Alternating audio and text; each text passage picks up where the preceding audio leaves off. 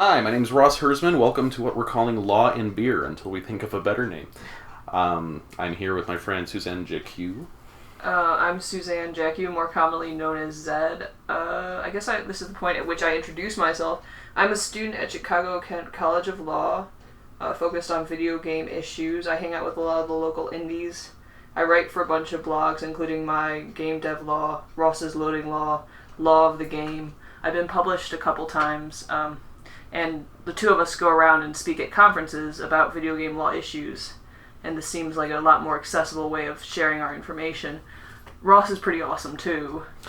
Thank you. In addition to everything that Zed just said, I am a law student at the John Marshall Law School, also of Chicago. My writing has been published on my own blog, Loading Law, Zed's GameDevLaw.org, Legati Law, and most recently the IGDA newsletter as well. Particularly, I'm interested in video game law licensing and free speech issues in a digital realm. So today what we're going to do is talk a little bit about trademarks and also some current developments with some recent video game cases. Zed, I heard that something's going on with Google and their trademark. Can you tell us a little bit about that? Yeah, earlier this year, someone decided to challenge Google's trademark. Now, a trademark denotes the source of goods. So you know that a game from EA is from a company in California. You know what a Halo game is as opposed to The Sims. The claim was that Google had become Googling, and Googling is just a generic term for searching for something online. So Google itself wouldn't have any legitimacy in holding onto that trademark and having exclusivity because any search engine is Googling. The court disagreed. Google gets to keep their trademark because the verb use of Googling doesn't mean that consumers, all of us, don't understand that Google is a particular site online. And also because they botched the survey, and when you're doing trademark litigation, the primary thing you want to do is go out and ask consumers what they think a particular trademark denotes. Zed, this sounds a lot like when people used to say Xeroxing when they meant copying. Did Xerox run into a problem like this, or how do you come back from a mark becoming generic? Yeah, Xerox had this problem, Kleenex, Band-Aid, Tylenol, all of the big marks eventually encountered this problem. Coke, you mentioned Coke down in Atlanta earlier today. The biggest way to handle it is just to go through an advertising campaign and increase consumer awareness, because like I mentioned earlier, is most of you guys who make video games know what your consumers think is the most important thing out there, and their ability to recognize your brand as your brand specifically is super important. So you were telling me about the recent acquisitions earlier today. I was, yeah. It's been an interesting summer for video game law-related business acquisitions. It started this summer when we heard that Twitch, which is the video game streaming service, was potentially going to get bought out by YouTube. A lot of Twitch videos find their way onto YouTube anyway. It made a lot of sense to consumers that would just be a natural expansion for YouTube to try and get in on a lot of Twitch's advertising revenue. But as it turns out, Amazon swooped in there and bought Twitch for $970 million, which is not a small amount of money. And in the couple of weeks since this has happened, consumers are seemingly okay with it and just as optimistic as they were about YouTube, because Amazon seems to really be getting into games and video streaming as well. Obviously, they have their Amazon Instant Video service, which, while not as popular as Netflix, is arguably has deeper market penetration than Hulu or iTunes Video. And Amazon has also released its Fire streaming box, which is competing with Roku and like the WD Live media streamers, and also involves some gaming elements. It's kind of a hybrid of the Ouya game console and then also a streamer box. So it's possible that Amazon has some plans to get into the video streaming business and maybe try and compete with some Steam boxes in the living room. And then in addition to that acquisition, Microsoft just a couple weeks ago bought Minecraft for $2.5 billion, which is definitely not a small amount of money even for Microsoft. So it was an intriguing business because that's a lot of money to spend on a game that came out in 2011. It's not a new game, it's not a franchise, it's a standalone title. Maybe Microsoft has plans to create a franchise out of it, to release expansion packs. But $2.5 billion is a lot of money, so I think that Microsoft is definitely gambling on this business. Can you release expansion packs for something that is entirely creative internally? Because I feel like anything that the fan base would love enough to be willing to pay for an expansion pack for, they could just as easily create using the in-game tools. I mean, we have Minecraft users that are building computers within the Minecraft world. That's true. Microsoft definitely does, Minecraft rather, definitely does lend itself to user-created content. That's kind of the whole purpose of the platform. But I think beyond that, there's room for expansion from Microsoft's end, just in terms of the nuts and bolts of the hardware. Creating a higher sky or deeper bedrock to, enable more exploration in the game, adding new colors, new minerals, new scenes, topographies. I mean, you can obviously expand that world infinitely in any direction, and maybe that's what Microsoft's getting at.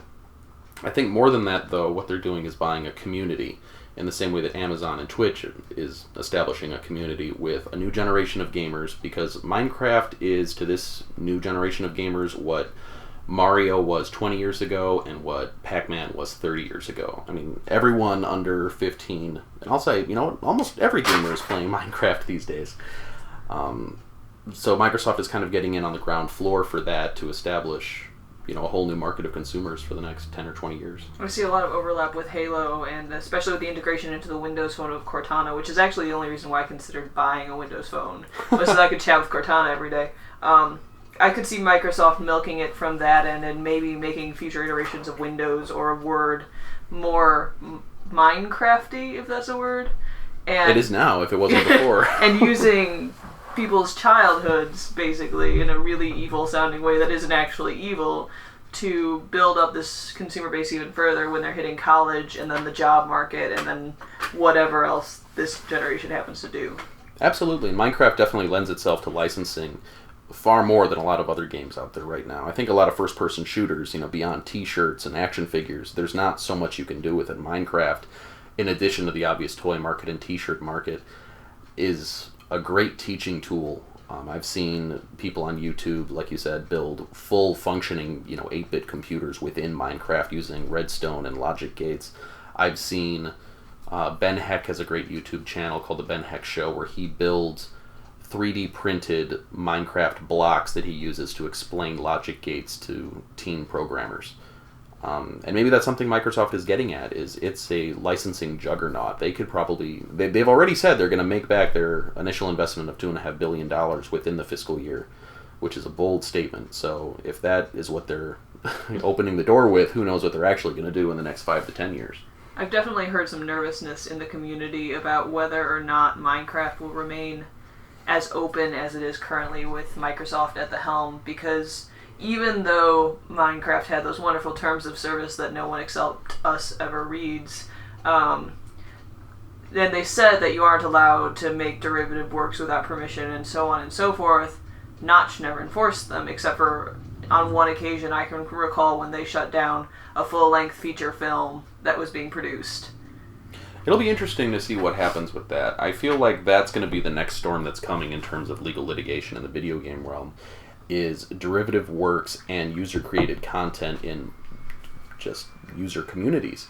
When you look at games like Minecraft that are completely predicated on being a sandbox world where you can build anything you can imagine, people aren't going to limit their creativity to things they make themselves. People are going to make and imitate things that they've seen in movies, things they've seen in other games, things from music. You're going to start seeing rebuilt levels of other video games. You're going to see, built-to-scale versions of Casterly Rock from Game of Thrones, an actual Titanic. You're going to see Clippy from Microsoft, built 200 feet high in Minecraft scale.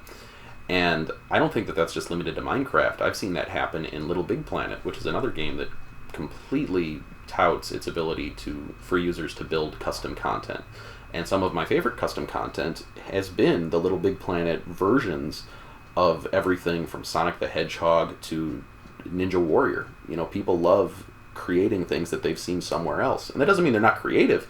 It just means that it's such a versatile medium. You can put anything anywhere. So I think that if Microsoft decided to police that or attempt to shut down every creative thing that was built that might be copyrighted, that might be trademarked, one, I don't think they could do it even if they wanted to, and two, I think it would be business suicide to try and shut down something like that. Yeah, Microsoft doesn't have very much of the reputation that you hear about from Disney or LucasArts, where authorized fan derivative works were quite a big deal, and they would actually go into cons and shut that stuff down if someone were cosplaying or creating art pieces that weren't authorized or weren't within the letter of the law.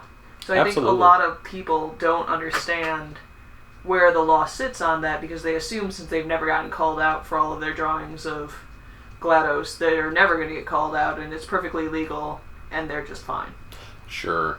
Because to a certain degree, you know, the holders of copyrights want to encourage that kind of fandom. They want to encourage that free advertising and not alienate their fan base by, you know, sending out cease and desist letters for something as simple as having a Mickey Mouse tattoo.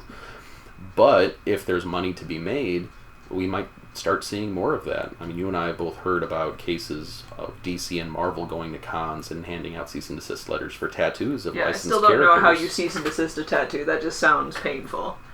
I've thought about it. The only thing that I can think of is either you can't go after the end user, you can't go after the person with the tattoo. Either you would sue the tattoo parlor for distributing a tattoo without a license. I mean, you're not going to be able to get an injunction against a person who has a tattoo and make them remove it. Well, no, but you might be able to get an injunction against public display. So they would always have to keep that part of their body covered. So you're going to make somebody wear a hoodie everywhere they go time. if they have a tattoo on their If I were an evil attorney, God willing. So now what's the constitutional law precedent on something like that? Are we going to start putting everybody into beekeeper suits if they have tattoos? Only if they're copyright infringing. Good to know. But back on the topic of acquisitions, these were both full acquisitions, so they just won, and they got everything. So they weren't just buying a particular character or mark, they were buying an entire portfolio of marks. Yeah, a lot of the time when developers get into financial trouble, they'll sell off a particular section. We've seen a lot of litigation over Duke Nukem for this particular reason. Original owners of Duke Nukem got into some financial trouble. Their friends, quote-unquote, helped them out and bought the Duke Nukem series, leaving the original owners certain rights. No one is really clear on what those rights are, so they go back and forth about who can use the Duke Nukem name in what capacity, who's allowed to publish a Duke Nukem game, who's allowed to develop it, who has control, and so on and so forth. And really, it seems like these big acquisitions are just so much cleaner. They seem evil on like the anti-big corporation, pro-indie scale, but it's much easier than fighting 40 million lawsuits because you don't know who actually owns a right. For sure. Well, I think that we've covered just about everything we had laid out for today. So for the time being, we're going to say goodbye and stay tuned to talk to us next time here at Law and Beer. My name's Ross Hersman. I'm Suzanne Jackie. It's been great talking to you guys. Have a good night.